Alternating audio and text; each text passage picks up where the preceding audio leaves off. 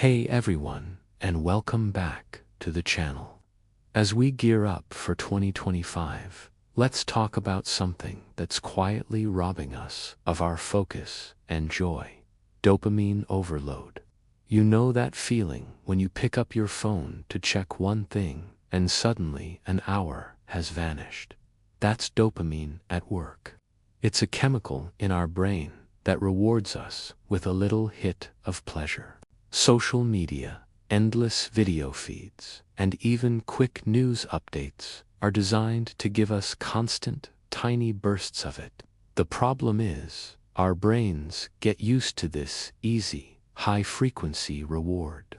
Real-life achievements, like reading a chapter of a book or finishing a workout, feel less satisfying in comparison. Your brain's reward system gets hijacked, and your ability to focus on anything that doesn't provide instant gratification just plummets. It's not a lack of willpower. It's your brain chemistry working against you. So, how do you know if you're hooked? Let's paint a picture. Do you find yourself reaching for your phone the second you wake up, even before getting out of bed?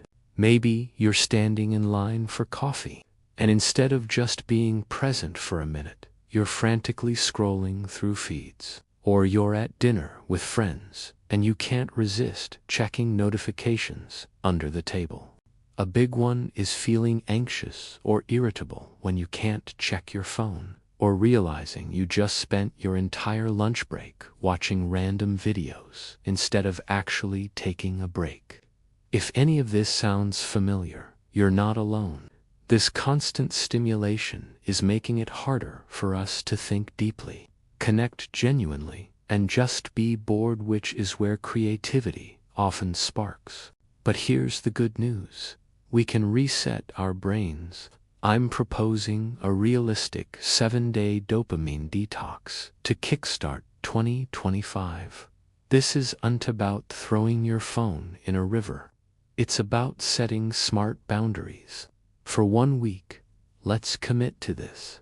No social media apps, no endless video scrolling, and no mobile games. The goal is to drastically reduce the source of cheap dopamine.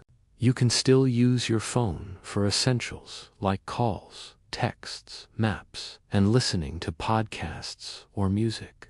We're not cutting you off from the world. We're just cutting out the noise. The first couple of days might feel weird, even a little boring. That's a good sign. It means the detox is working. Stick with it. So what do you do with all this newfound time? This is where the magic happens. Replace scrolling with living. Pick up that book that's been collecting dust on your nightstand.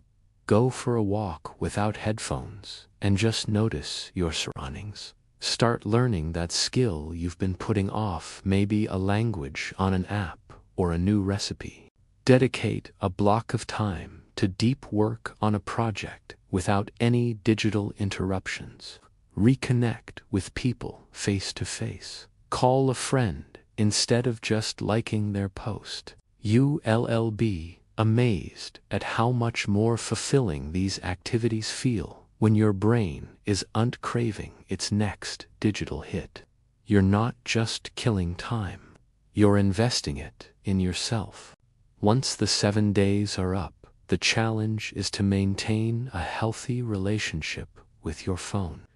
Don't just reinstall all the apps and go back to your old ways. Be intentional. Set specific times for checking social media, maybe 15 minutes in the morning and 15 in the evening. Turn off all non-essential notifications. Those little red bubbles are designed to pull you in. Keep your phone out of the bedroom. Invest in an old-school alarm clock. Make your environment work for you, not against you. By practicing this digital minimalism, you'll protect your focus, enhance your creativity, and truly start living a more present and intentional life in 2025. Thanks so much for watching. If you're going to try this 7-day challenge with me, let me know in the comments below.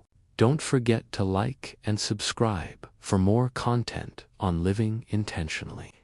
See you next time.